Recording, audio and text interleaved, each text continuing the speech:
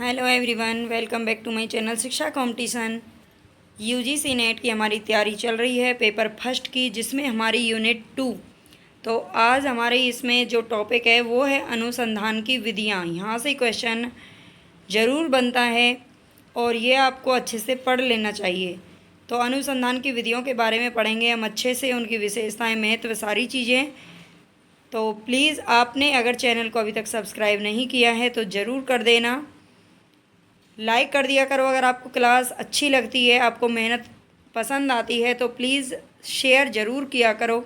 अब अगर आप एक एक दो दो बच्चों को भी हर क्लास को शेयर करेंगे तो धीरे धीरे, कहते हैं ना, धीरे धीरे कारवां बढ़ता चला जाता है और एक दिन ज़रूर बढ़ जाएगा। और इससे आपका भी फ़ायदा होना है और मेरा भी, ठीक है। थोड़ा सा मोटिवेशन मिलना बहुत ज़रूरी होता है। कभी कभी तो लगता है कि रहने दूँ, छोड़ूँ, क्या करना है, लेकिन फिर नहीं, मुझे हार नहीं मानी। क्यों? क्योंकि आप लोग मेरे साथ जुड़े हैं। अगर एक बच्चा भी देख रहा है, अगर उसका भी फ़ायदा हो रहा है कहीं ना कहीं, तो बहुत अच्छी बात है। यूट्यूब पर आपको पेपर जो सेकंड है, जो सब्जेक्ट है, उसकी बहुत सारे चैनल मिल जाएंगे, लेकिन फ़र्स्ट के इतने आसानी से चैनल नहीं मिलते। और अगर मिलते भी हैं ना तो बहुत भारी भरकम वे में वो पढ़ाते हैं, है ना। मैंने भी देखा है, मुझे भी उस टाइम पर ये क्लास नहीं मिली थी, इसलिए मैंने पेपर फर्स्ट को पढ़ाने का यहाँ पर डिसीजन लिया था कि मैं पेपर फर्स्ट को बहुत ही आसान तरीके से पढ़ाऊँगी। क्योंकि इसकी वजह से बच्चे हैं, सब्जेक्ट तो सब कर लेते हैं लेकिन पेपर फर्स्ट को नहीं कर पाते और वो उससे डरते हैं, इसीलिए यूजीसी नेट बहुत कम बच्चे देते हैं। लेकिन मुझे यही पढ़ाना है कि ताकि मैं उन बच्चों का सहारा बन सकूं जिनके पास और सुविधाएं नहीं हैं, और मैं आपके लिए और सुविधाएं कर सकूं, इसके लिए आपको मुझे सपोर्ट करना पड़ेगा, ठीक है। थोड़ा सा मुझे कुछ चीज़ों की ज़रूरत है। मतलब ये वीडियो क्लास बनाने के लिए मैं चाहती हूँ कि मैं और अच्छे से अच्छा, मतलब कंटेंट तो मेरा अच्छा ही है, लेकिन और अच्छे से आपके सामने ये प्रेजेंटेशन हो सके, उसके लिए मुझे थोड़े कुछ चीज़ों की ज़रूरत पड़ती है। आप जानते ही ऑनलाइन मोड में बहुत सारी चीज़ों की ज़रूरत पड़ती है और आजकल महंगाई भी इतनी बढ़ रही है। तो लेकिन प्लीज़ अगर आप सपोर्ट करेंगे तो ये सब हो जाएगा, नहीं तो फिर ऐसे ही चलता रहेगा। तो प्लीज़ थोड़ा सा आप जल्दी जल्दी सपोर्ट करें ताकि आपको भी फ़ायदा हो सके और मुझे भी। तो चलते हैं, अनुसंधान की विधियां देखते हैं हम यहाँ पर।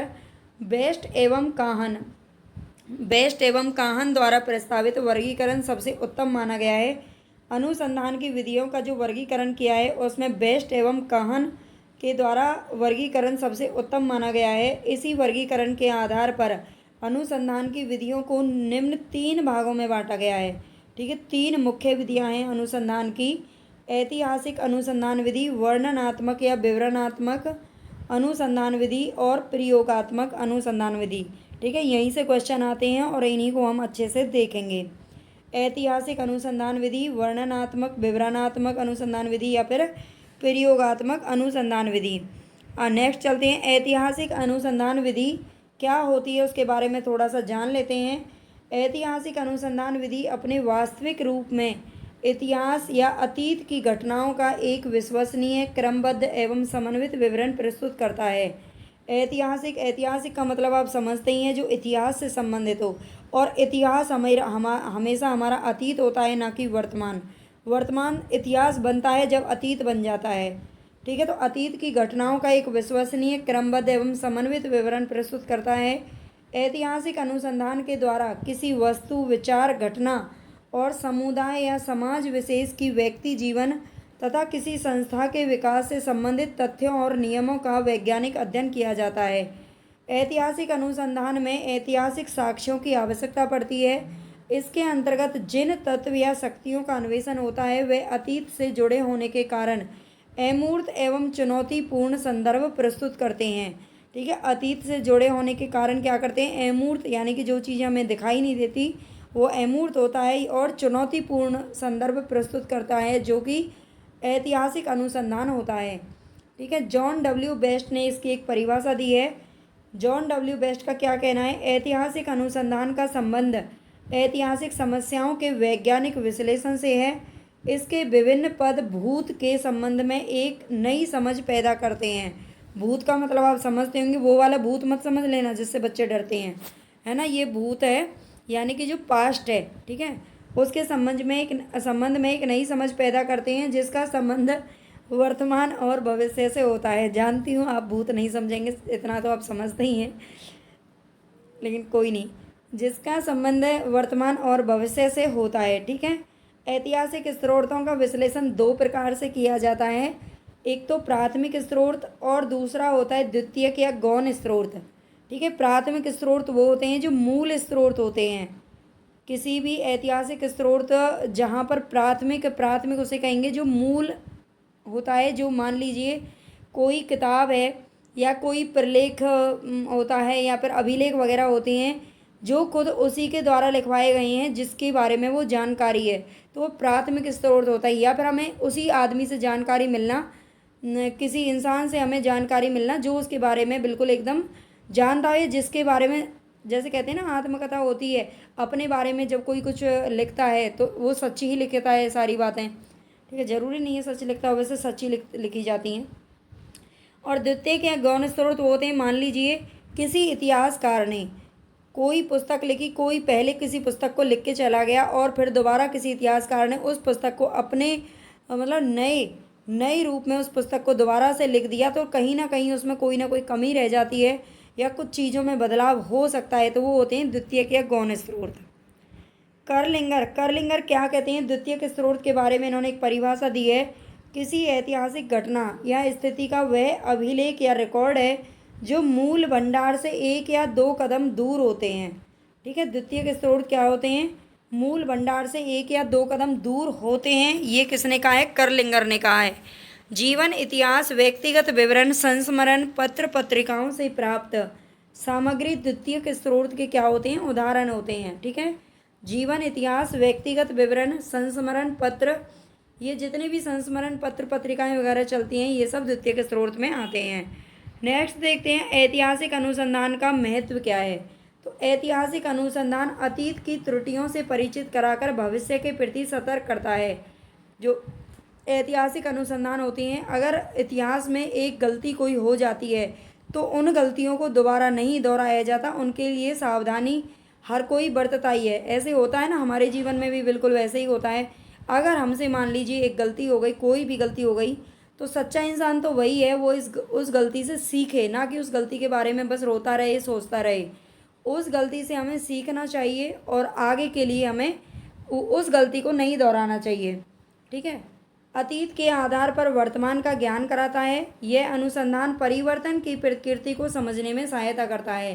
ठीक है। आप जानते हैं जो इतिहास होता है वो अपने आप को मतलब जो चीज़ें पहले इतिहास में हो चुकी हैं वो दोबारा ना होए, परिवर्तन किस तरीके से आ रहा है ना। पहले का इतिहास उठा करके देख लो, या मतलब 100 वर्षों का पहले उठा के देखो, फिर 50 वर्षों का पहले का उठा के देखो, 1000 वर्षों पहले का इतिहास उठा करके देखो, तो हर युग में, हर वर्ष में, हर सदी में आपको कोई ना कोई परिवर्तन जरूर देखने को मिलता है।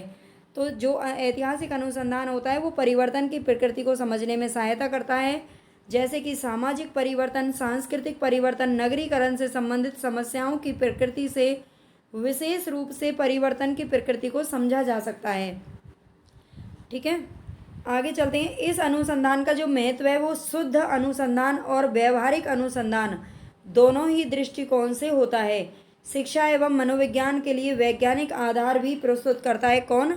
ऐतिहासिक अनुसंधान। लेकिन ऐतिहासिक अनुसंधान की कुछ समस्याएं हैं, वो देख लेते हैं। वर्तमान वैज्ञानिक युग में, आजकल आप जानते हैं इतिहास का युग नहीं है बल्कि विज्ञान का युग चल रहा है, तो वैज्ञानिक युग में ऐतिहासिक अनुसंधान का महत्व धीरे धीरे सीमित हो जा रहा है।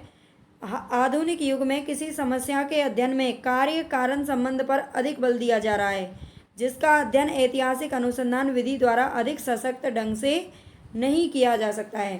ठीक है। कार्य कारण संबंध को हम आगे पढ़ लेंगे क्या होता है। तो आधुनिक संबंध युग में इसी पर ज़्यादा बल दिया जाता है। ऐतिहासिक अनुसंधान के पद क्या होते हैं। तो समस्या का चुनाव और समस्या का सीमा निर्धारण।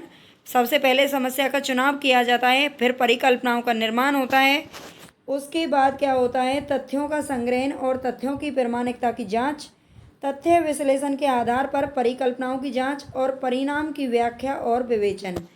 ठीक है। परिणाम की व्याख्या और विवेचन। नेक्स्ट विधि पर चलते हैं हम, वर्णनात्मक अनुसंधान विधि या अप्रयोगात्मक प्रकरण। ठीक है। वर्णनात्मक अनुसंधान विधि कौन सी होती है। वह अनुसंधान जिसमें वर्तमान स्थिति का वर्णन एवं विश्लेषण किया जाता है। वर्तमान स्थिति की बात कर रहा है ये। वर्णनात्मक अनुसंधान कहलाता है। इस अनुसंधान में अपरिचालित चरों के मध्य मौजूद संबंधों का विश्लेषण किया जाता है। इस अनुसंधान में मूल रूप से क्या है का वर्णन किया जाता है। ठीक है, इसमें जो क्वेश्चन होता है क्या है, उसके आंसर में ही क्या किया जाता है, इस अनुसंधान का वर्णन किया जाता है। वर्णनात्मक अनुसंधान में शोधकर्ता समस्या से संबंधित तथ्यों को केवल एकत्र ही नहीं करता, बल्कि वह समस्या से संबंधित विभिन्न चरणों में आपसी संबंध ढूंढने का भी प्रयास करता है। ठीक है, ना केवल वो उन तथ्यों को ही एकत्र करता है जो शोधकर्ता होता है, बल्कि वो उस समस्या से संबंधित विभिन्न चरणों में आपसी संबंध ढूंढने का भी प्रयास करता है। तो ये हमारी वर्णनात्मक अनुसंधान विधि है। एक बार में पढ़ने से आपको नहीं समझ में आएगी, मेरे सुनने से भी आपको समझ में नहीं आएगी। आपको ये 2-3 बार कम से कम पढ़नी पड़ेगी, खुद से पढ़ना पड़ेगा। वीडियो पॉज कर कर के इनको पढ़ा करो। ठीक है, जो थ्योरी होती है उसको आप कई बार पढ़ेंगे जब समझ में आएगा, और उसके बाद जब हम क्वेश्चन करेंगे ना तो सब कुछ अपने आप दिमाग में रिकॉल हो जाता है। ठीक है, तो चलते हैं आगे, इसकी विशेषताएं देख लेते हैं। वर्णनात्मक अनुसंधान की विशेषताएं। वर्णनात्मक जो अनुसंधान होता है वो सरल एवं अत्यंत कठिन दोनों प्रकार का हो सकता है। इसका एक विशिष्ट उद्देश्य होता है, इसमें आंकड़ों की व्याख्या एवं विश्लेषण में सावधानी रखते हैं। ठीक है, जो वर्णनात्मक अनुसंधान होता है वो सरल भी हो सकता है और बहुत ज़्यादा कठिन भी हो सकता है। इसका एक विशिष्ट उद्देश्य होता है, इसमें आंकड़ों की व्याख्या एवं विश्लेषण में सावधानी रखते हैं। इसका संबंध किसी व्यक्ति विशेष से ना होकर संपूर्ण जनसंख्या से होता है।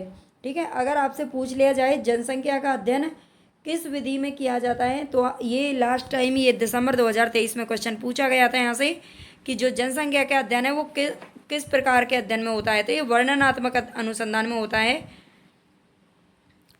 आगे चलते हैं। वर्णनात्मक अनुसंधान एक समूह के अध्ययन मामले में तथ्यों की प्रचलित शर्तों का पता लगाता है। जो वर्णनात्मक अनुसंधान होता है वो एक समूह के अध्ययन मामले में तथ्यों की प्रचलित शर्तों का पता लगाता है। इसके अंतर्गत किसी वैज्ञानिक नियम का निर्धारण नहीं करते, अपितु समस्या के समाधान हेतु उपयोगी सूचना प्रदान करते हैं।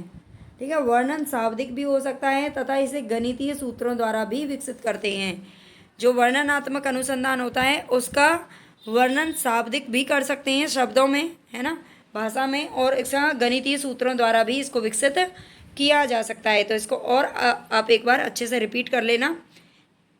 आगे चलते हैं, और आगे चलने से पहले प्लीज़ एक बार आपको ध्यान दिला देती हूँ, अगर बच्चे बाद में देख रहे हैं तो चैनल को सब्सक्राइब जरूर कर लेना। जिन्होंने नहीं किया है सबको ही कर लेना चाहिए, सबके लिए ही फ़ायदा है। और इसके अलावा अगर आप हिंदी की भी तैयारी कर रहे हैं किसी भी एग्ज़ाम के लिए, टीजीटी, पीजीटी, यूजीसी नेट की तो मैं कंप्लीट तैयारी करा ही रही हूँ, और एचपीएससी जो असिस्टेंट प्रोफेसर है उसके कुछ लिखित क्वेश्चन हम बाद में देख लेंगे। अगर आपने फॉर्म डाला हुआ है तो बताना कमेंट करके, कोई भी अगर ऐसा बच्चा देखे या फिर आपके आसपास जो भी हिंदी से तैयारी कर रहा हो, प्लीज़ उसको चैनल को सब्सक्राइब जरूर कर देना, मतलब चैनल को शेयर जरूर कर देना उसके पास, ताकि उसको कुछ मतलब फ्री में ही एक अच्छा कंटेंट उसको मिल सके। ठीक है, तो यूजीसी नेट, टीजीटी, पीजीटी या फिर एचपीएससी, एमपी टेट या किसी की भी आप तैयारी कर रहे हैं तो हिंदी का एक बहुत अच्छा कंटेंट में लेकर चल रहा है मेरा, मतलब चैनल पर प्लेलिस्ट बनी हुई है, वहाँ से आप देख सकते हैं। विभिन्न लेखकों के द्वारा वर्णनात्मक अनुसंधान को कई प्रकार से वर्गीकृत करने का प्रयास किया गया है, जिसमें वॉन डेलन का नाम आता है। उनके द्वारा प्रस्तावित वर्गीकरण सबसे उत्तम माना गया है, जिन्होंने इसे 3 प्रमुख भागों में बांटा है। ठीक है, जो वर्णनात्मक अनुसंधान है उसे 3 भागों में बांटा गया है: सर्वेक्षण अध्ययन, अंतर संबंधों का अध्ययन और विकासात्मक अध्ययन। ठीक है, ये तीनों जो रूप हैं उसको याद रख लेना। चलते हैं आगे। सर्वेक्षण अध्ययन का अर्थ क्या होता है? वर्तमान क्रिया में सुधार के लिए मौजूद स्थिति से संबंधित आंकड़ों को एकत्र करना क्या कहलाता है? सर्वेक्षण अध्ययन कहलाता है। ठीक है, सर्वेक्षण अध्ययन की विशेषताएं देख लेते हैं यहाँ पर। सर्वेक्षण अध्ययन की विशेषताएं कौन कौन सी हैं? अनुसंधान का जो आधार है वो प्रतिदर्श होता है। प्रतिदर्श, न्यायादर्श क्या होता है वो हम पहली क्लास में पढ़ चुके थे कल। नमूने को बोलते हैं, सैंपल को। प्रतिदर्श यादृच्छिक चयन द्वारा निर्धारित किया जाता है, यानी कि रैंडम के द्वारा, रैंडम सिलेक्शन के द्वारा। इसको भी आप एक बार और पढ़ लेना, पीछे मैं पढ़ा चुकी हूँ यादृच्छिक चयन वगैरह क्या होते हैं। इसका स्वरूप अप्रायोगिक होता है। ठीक है, इसका प्रयोग नहीं किया जा सकता। इसमें जनसंख्या की यथार्थ विशेषताओं के बारे में ज्ञान प्राप्त होता है। और इसका जो संबंध होता है, सर्वेक्षण अध्ययन का संबंध एक निश्चित भौगोलिक क्षेत्र से होता है। इसमें वर्तमान स्थिति का अध्ययन किया जाता है। अनुसंधान में विशाल न्यायादर्श होने पर सर्वाधिक उपयुक्त होता है। भारतीय जनगणना 2011 में सर्वेक्षण अध्ययन की सहायता ली गई थी। विघटनकारी घटनाओं की अवस्था का अध्ययन इसी के माध्यम से भी किया जाता है।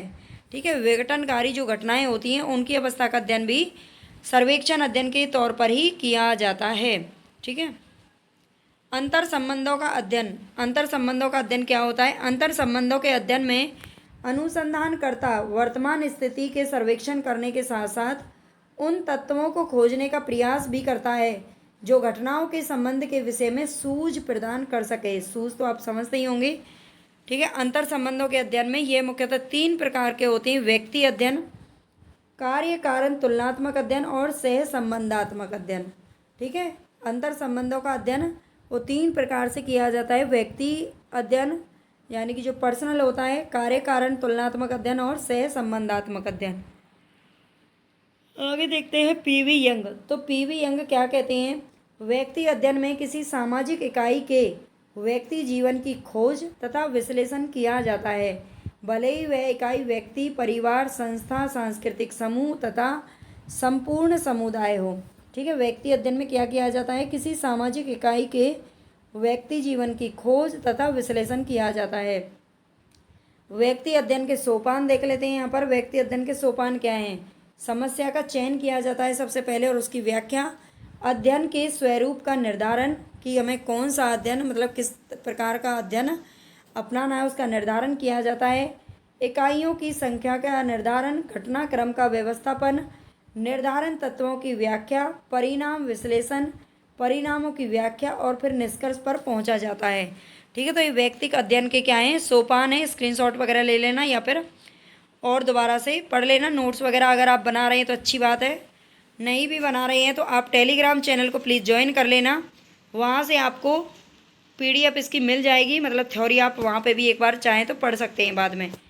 व्यक्ति अध्ययन के उपकरण कौन से हैं? व्यक्तिगत अध्ययन की जो प्रणाली है, प्रश्नावली विधि के द्वारा, निरीक्षण विधि, साक्षात्कार अनुसूची, मुक्त साहचर्य, मनोवैज्ञानिक परीक्षण, साक्षात्कार विधि और व्यक्तिगत अध्ययन तथा प्रपत्र। ठीक है, प्रश्नावली विधि, निरीक्षण विधि, साक्षात्कार अनुसूची, मुक्त साहचर्य, मनोवैज्ञानिक परीक्षण, साक्षात्कार विधि और व्यक्तिगत अध्ययन तथा प्रपत्र। कार्य कारण तुलनात्मक अध्ययन, ये क्या होता है? कार्य कारण तुलनात्मक अध्ययन, इसको बारे में थोड़ा सा देख लेते हैं। 1 सेकेंड प्लीज़, आपको रुकना होगा।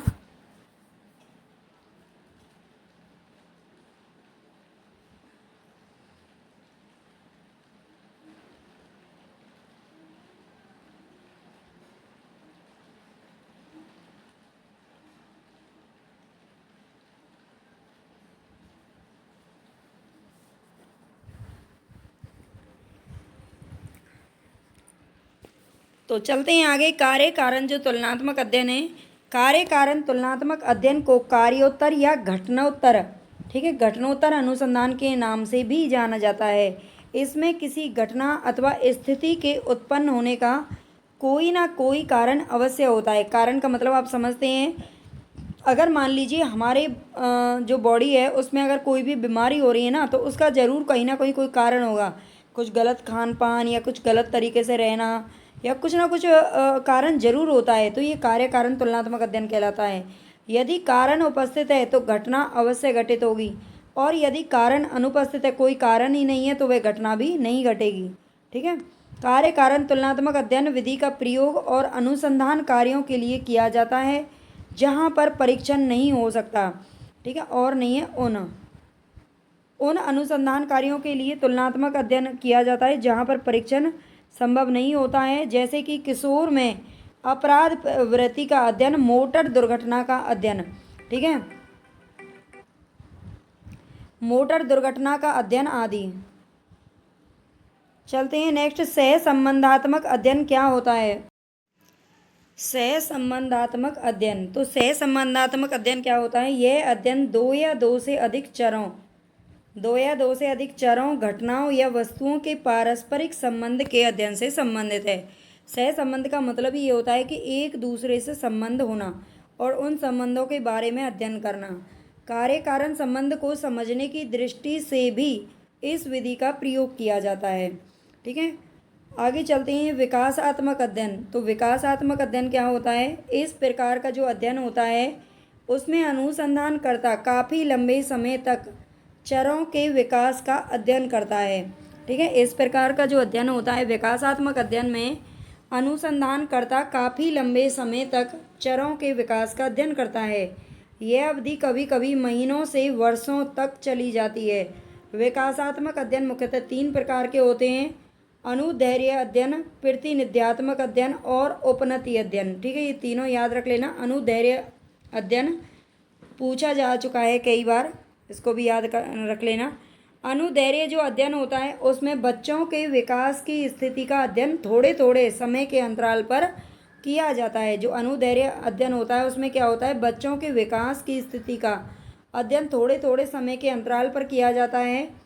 जैसे एक समूह के बालकों का अनेक चरणों से सह संबंध का अध्ययन कर 12, 13, 14, 15, 16 वर्ष की आयु का रेखा चित्र प्रस्तुत करना। आपने देखा है ना, जो मनोविज्ञान होता है उसमें जब से बच्चा पेट में पड़ता है ना, उससे लेकर के बच्चा किशोर होने तक, मतलब उसके जीवन पर्यंत तक की सारी मतलब कथा पता चल जाती है उसमें एक तरीके से। जैसे कि मतलब बच्चा कैसे जन्म लेता है, क्या होता है, फिर बाद में वो कैसे मतलब फीडिंग करता है, फिर कब खाना सीखता है, कब उसके दांत निकलना शुरू हो जाते हैं, वो उसकी लंबाई कितने दिनों तक बढ़ती है, कब तक बढ़ती है, लड़कियों की ज़्यादा बढ़ती है, लड़कों की ज़्यादा बढ़ती है, उनका दिमाग कब ज़्यादा बढ़ता है, कब विकसित होता है। तो ये सारी चीज़ें पता लगाने के लिए किसका अध्ययन करते हैं? विकासात्मक अध्ययन बोलते हैं इसको। विकास का अध्ययन होता है एक तरीके से। और अनुदैर्घ्य का मतलब जानते हैं ना आप, एक सीध में चलना। ठीक है, जन्म से लेकर आगे तक का उसमें। और एक बच्चे का, एक समूह के जो बच्चे हैं उनका दूसरे चरण के जो बच्चे हैं उनसे अनेक चरणों में उसका क्या किया जाता है? अध्ययन किया जाता है। मान लीजिए 12 साल का बच्चा है, 13 साल का बच्चा है, 14, उनकी वर्ष में किस वर्ष में वो किस तरीके से रिएक्ट करते हैं, सब बच्चों का क्या एक जैसा ही सिस्टम रहता है, सारी चीज़ों का पता लगाया जाता है। प्रतिनिध्यात्मक जो अध्ययन होता है उसमें एक ही बच्चे अथवा समूह का वर्षों तक अध्ययन करने की जगह एक ही समय में विभिन्न आयु के बच्चों का अध्ययन एक साथ करते हैं। जो अनुदैर्घ्य अनुदैर्घ्य अध्ययन होता है उसमें तो एक बच्चा है, वो पहले साल में क्या करता है, फिर दूसरे साल में क्या करता है, अनेक चरणों में उसका अध्ययन किया जाता है। बहुत लंबे समय तक ये प्रक्रिया चलती है। लेकिन जो प्रतिनिध्यात्मक अध्ययन होता है उसमें मतलब 12 साल का बच्चा बिठा लिया, 13 साल का बिठा लिया, 14 साल का बिठा लिया, 15 साल का बिठा लिया और 2 साल का बिठा लिया, उन सबको एक साथ मिला करके और उनकी लंबाई वगैरह नाप करके, उनकी वृद्धि नाप करके, उनका जो भी है अध्ययन करके पता लगा लिया जाता है एक ही बार में। ये लंबे समय तक प्रक्रिया नहीं चलती। और इसमें पता चल जाता है कि 9 वर्षीय जो बच्चा है वो 7 वर्षीय बच्चों से तो ज़्यादा ही लंबे होंगे। ठीक है, विकासात्मक अध्ययन की लेकिन सर्वोत्तम जो विधि है वो अनुदैर्घ्य अध्ययन है। इसमें कहीं भी कोई गलती होने की गुंजाइश नहीं रहती। प्रयोगात्मक अनुसंधान विधि देख लेते हैं। प्रयोगात्मक अनुसंधान विधि जॉन स्टुअर्ट मिल के एकल चर के नियम पर आधारित है। ठीक है, ये ध्यान रख लेना। प्रयोगात्मक अनुसंधान जो विधि है वो जॉन स्टुअर्ट मिल के एकल चर के नियम पर आधारित है। प्रयोगात्मक अनुसंधान की एक उन्नत विधि है। इस विधि में स्वतंत्र चर तथा आश्रित चर के मध्य कार्य कारण संबंधों का अध्ययन किया जाता है। प्रयोगात्मक अनुसंधान में कारण की उपस्थिति प्रभाव को दिखाती है तथा कारण की अनुपस्थिति प्रभाव को नहीं दिखाती है। प्रयोगात्मक अनुसंधान में 3 चरणों का वर्णन किया जाता है। ठीक है, 3 चरणों का वर्णन किया जाता है: स्वतंत्र चर, आश्रित चर और बाह्य चर। ठीक है, इनको देख लेना। प्रयोगात्मक अनुसंधान विधि के थोड़े चरण देख लेते हैं। सोपान कौन कौन से हैं? सबसे पहले समस्या का चुनाव करते हैं। समस्या होनी चाहिए हमारे पास। ठीक है, समस्या की पहचान होनी आनी चाहिए। फिर परिकल्पनाओं का निर्माण करते हैं, मतलब कल्पनाएं लगाते हैं, चिंतन करते हैं, सोचते हैं कि हमें किस प्रकार से इसकी समस्या का सॉल्व करना है। परिकल्पना का फिर परीक्षण करते हैं कि वो सही है या नहीं है, वो प्रयोगात्मक है या नहीं है, उसकी जांच हो सकती है कि नहीं हो सकती है ना, इन सब का परीक्षण किया जाता है। पदार्थ का संकलन, संगठन एवं विश्लेषण किया जाता है। फिर उचित निष्कर्ष पर पहुंच जाते हैं और परिणाम की प्राप्ति हो जाती है। थोड़ा सा और देख लेते हैं। इन 3 विधियों के अतिरिक्त शिक्षण संस्थानों की व्यवहारिक एवं तात्कालिक समस्याओं के समाधान हेतु एस.एम. कोरे ने क्रियात्मक अनुसंधान विधि को भी विकसित किया है। क्रियात्मक अनुसंधान का उद्देश्य सैद्धांतिक ज्ञान की खोज नहीं बल्कि व्यवहारिक समस्याओं का समाधान प्रस्तुत करना है। ठीक है, इन 3 विधियों के अतिरिक्त शिक्षण संस्थानों की व्यावहारिक एवं तात्कालिक समस्याओं के समाधान हेतु एस.एम. कोरे ने क्या किया है, क्रियात्मक अनुसंधान विधि को विकसित किया है। क्रियात्मक अनुसंधान की विशेषताएं क्या हैं? क्रियात्मक जो अनुसंधान है उसकी विशेषताएं, इसके द्वारा शैक्षिक समस्याओं का अध्ययन करके उसका समाधान प्रस्तुत किया जाता है। यानी कि जो क्रियात्मक अनुसंधान है वो शिक्षा संस्थानों के लिए सबसे ज़्यादा उपयोगी है। यह अनुसंधान व्यवहारिक पक्ष पर अधिक बल देता है। इस अनुसंधान को विकासात्मक अनुसंधान के वर्ग में रखा गया है। इससे व्यवसायिक जो भी व्यवसायी लोग होते हैं वो अपनी समस्याओं का अध्ययन करते हैं और यह नैदानिक कार्यों के लिए व्यक्तिक अनुसंधान है। इस अनुसंधान के अंतर्गत रिसर्च एक्शन की क्रिया सतत रूप से चलती रहती है। ठीक है, जो क्रियात्मक अनुसंधान होता है उसमें रिसर्च एक्शन की प्रक्रिया सतत चलती रहती है। तो आज के लिए बस इतना ही। इसमें जो ये हमारा टॉपिक है रिसर्च एप्टीट्यूड का, इसमें एक क्लास थ्योरी की और मिलेगी आपको, मतलब कंप्लीट हो जाएगा। मतलब ये मत सोचना कुछ छोड़ दिया है मैंने, कुछ नहीं छोड़ा है। जहाँ से भी क्वेश्चन बनते हैं जो इम्पोर्टेंट है मैंने सब पढ़ा दिया है। ठीक है, और प्लीज़ इतनी मेहनत मैं आपके लिए कर रही हूँ तो थोड़ा सा आपका भी फ़र्ज़ बनता है, आपकी भी ड्यूटी बनती है कि आप भी मेरे लिए कुछ करें। ज़्यादा कुछ नहीं करना है, बस 1 सेकंड का समय लगेगा। सब्सक्राइब ज़रूर कर लेना सबसे पहले चैनल को, जिन्होंने भी नहीं किया। मुझे पता है जितने बच्चे देख रहे हैं वो भी नहीं करते हैं। जो डेली के बच्चे देखते हैं ना वो भी नहीं करते हैं। क्यों भाई, ऐसा मत करो। आपको क्या लगता है कि मुझे ज़्यादा फ़ायदा हो जाएगा आपके सब्सक्राइब करने से, है ना, या मैं सफल हो जाऊंगी? देखो ये सब चीज़ें तो बहुत दूर की बातें हैं, आपको ऐसा नहीं सोचना चाहिए। जब मैं आपका भला सोच रही हूँ तो आपको भी तो हमारा भला ही सोचना चाहिए। इससे क्या है कि मोटिवेशन मिलता है। अगर मैं किसी दिन डिमोटिवेट हो गई ना तो फिर आपको क्लास नहीं मिलेगी। ठीक है, तो इसीलिए कर देना सब्सक्राइब, लाइक कर देना, शेयर कर देना।